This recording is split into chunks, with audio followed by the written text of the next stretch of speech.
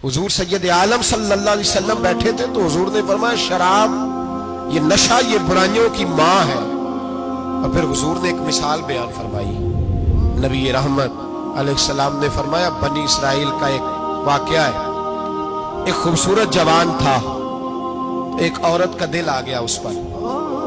ये याद रख लें, हम लड़कों को मना करते रहते हैं, लेकिन हमें घर की बच्चियों पर भी तवज्जो देनी होगी, हमें उनके खून पर भी निगरानी करनी होगी। औरत का दिल आ गया तो नबी पाक अलैहिस्सलाम फरमाते उसने कोई बहाना लगाया, किसी को कहा कि उस नौजवान को बुला के लाओ, उसको कहो कि हमने कोई गवाही लेनी है तुझसे। वो नौजवान आया, एक कमरे में दाखिल हुआ तो अगले कमरे में ले गए, वहां दाखिल हुआ तो उससे अगले कमरे में ले गई, वो दाखिल हुआ तो इसी तरह 7 मुकफ्फल कमरों में ले गई।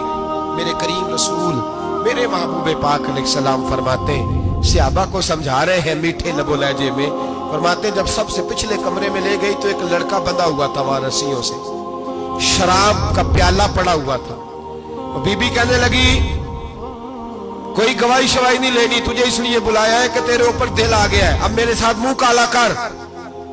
तो वो जवान कहने लगा नहीं, मैंने अपने नफ्स को पाक रखा हुआ है, मेरी नजर भी पाक है, दिल भी पाक है, और उसकी बरकत यह है कि रब ने मेरी रूह को भी पाक रखा हुआ है, तो मैं ये हरकत नहीं कर सकता। पाक लोग पलीत कामों की जानिब तवज्जो नहीं करते, मैं ये हरकत नहीं कर सकता।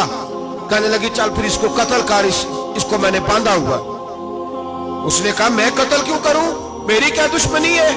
कहा फिर शराब पियो, कहा मैं शराब भी नहीं पीता। तो कहने लगी अब तो मैंने तुझे अपने चुंगल में फांस लिया है, अब तू यहां से बच के जा नहीं सकता, और अगर तू बाहर जाएगा तो मैं शोर करूंगी, लोग जमा करूंगी, इसने मेरी इज्जत आबरू पे हाथ डाला है, तो तू बच तो नहीं सकता, एक काम तो करना पड़ेगा।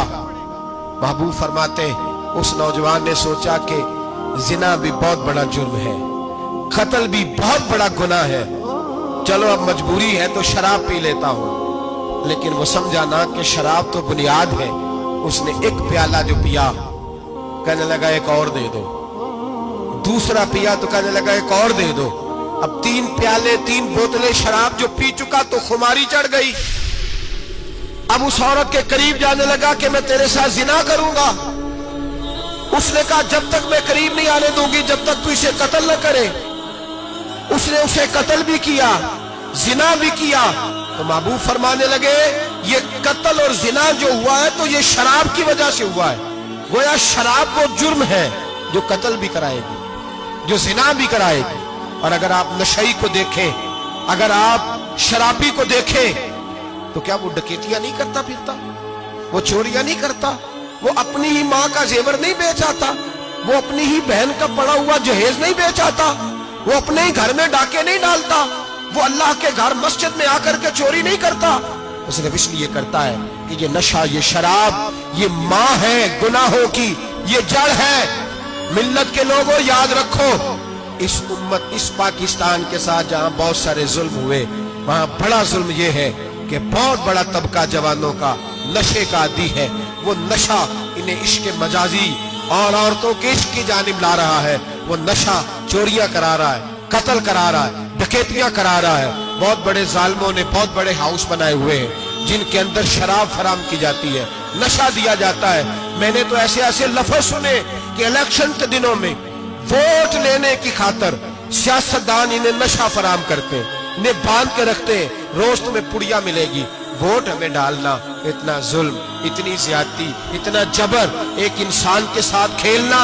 लौट आओ, पकड़ो इनका दामन, अपने घरों को बचाओ, अपने दोस्तों को बचाओ। जागो जागो उम्मत के लोगों, जागो। मेरे नबी पाक सल्लल्लाहु अलैहि वसल्लम के कलमा गो लोगों को बचाओ। इन पर अगर सख्ती करनी पड़ती है तो करो, प्यार करना पड़ता है तो करो, मेहनत करो, जद्दोजहद करो।